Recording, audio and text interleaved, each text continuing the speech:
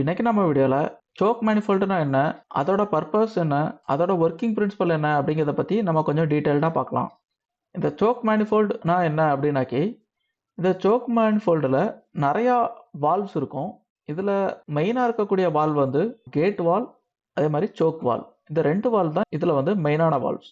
இந்த choke manifold நம்ம எதுக்காக யூஸ் பண்றோம்னாக்கி, வெல் டெஸ்டிங் டைம்ல வெல்ல ஃப்ளோ பண்ண விட்டு அந்த ஃப்ளோவை கண்ட்ரோல் பண்ணுறதுக்கு நம்ம இந்த சோக் மேனிஃபோல்டு வந்து நம்ம யூஸ் பண்ணுறோம்.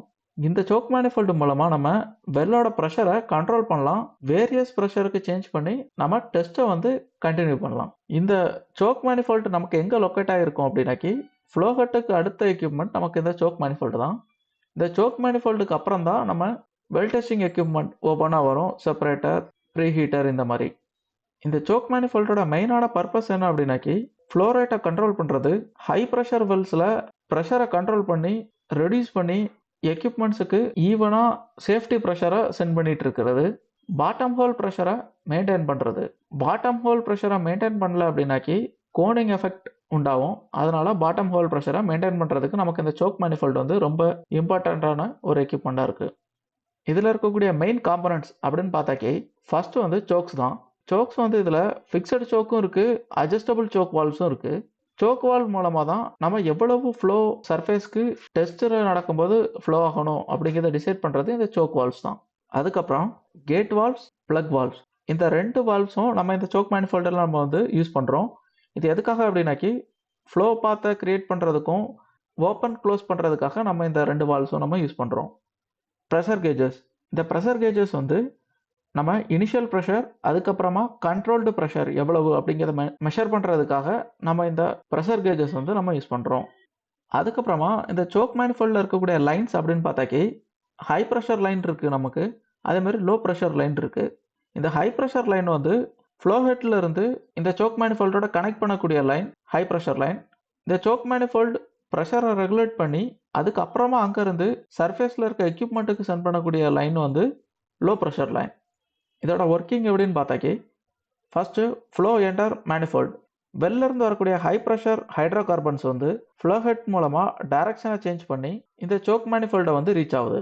இந்த flow head to choke manifold ரெண்டுக்கும் இடையில இருக்க லைன் வந்து ஹை ப்ரெஷர் லைன். ரெண்டாவது ஃப்ளோ டைரக்டட் த்ரூ சோக். இந்த ஹைட்ரோ கார்பன் ஃப்ளோ வந்து எந்த பாத் வழியாக போகணும் அப்படிங்கிறத டிசைட் பண்ணுறது நம்ம இந்த சோக் மேனிஃபோல்டில் இருக்க வால்வ்ஸ் அட்ஜஸ்ட் பண்ணுறது மூலமாக நம்மளால் இந்த ஹைட்ரோ கார்பன்ஸ் வந்து பிரித்து அனுப்ப முடியும். மூணாவது ப்ரெஷர் ட்ராப் அட் சோக். இந்த சோக் மேனிஃபோல்டில் நிறைய வால்வ்ஸ் இருக்குது, அது மூலமாக நம்ம டைரக்ஷனை சேஞ்ச் பண்ண முடியலாம்.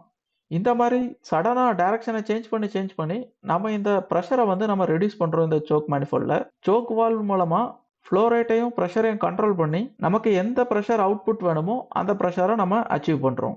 நாலாவது control flow goes to separator. சேஃபாக நம்ம செப்பரேட்டருக்கு எவ்வளோ ப்ரெஷர் தேவையோ அந்த ப்ரெஷரை நம்ம இந்த சோக் மேனிஃபோல்டில் பில்டப் பண்ணி நம்ம சர்ஃபேஸ் வெல் டெஸ்ட் எக்யூப்மெண்ட்டுக்கு ப்ராப்பராக சென்ட் பண்ணிகிட்டே இருப்போம். இதை நம்ம எப்படி கண்ட்ரோல் பண்ணுறோம் அப்படின்னாக்கி, சோக் சைஸை குறைச்சி வச்சுருந்தாக்கி வெல் ஃப்ளோ வந்து ரொம்ப ரெஸ்ட்ரிக்ஷன் பண்ணி ஹை ப்ரெஷரை வந்து மெயின்டைன் பண்ணுது அப்ஸ்ட்ரீமில்.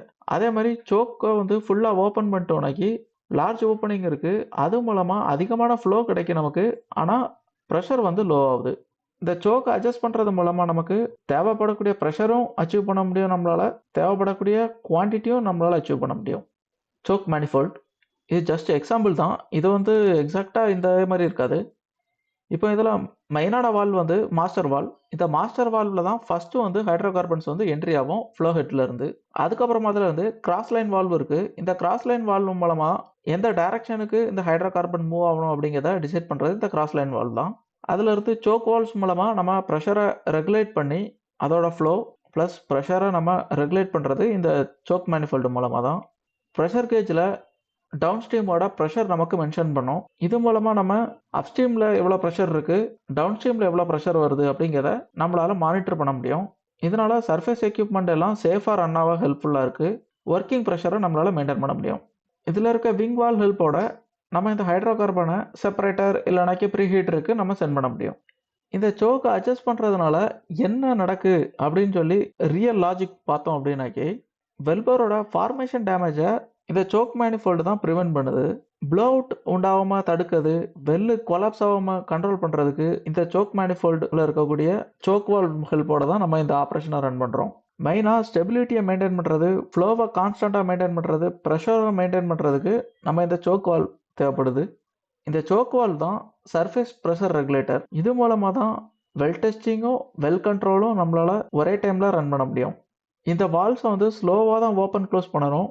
இதை ஃபாஸ்ட்டாக ஓப்பன் க்ளோஸ் பண்ணாக்கி வெல்போருக்குள்ள ப்ரெஷர் டிஃப்ரென்ஸ் வேரி ஆகும். அதே மாதிரி கோனிங் எஃபெக்ட் உண்டாவதுக்கு சான்ஸ் ரொம்ப அதிகமாக இருக்குது. தேங்க்யூ.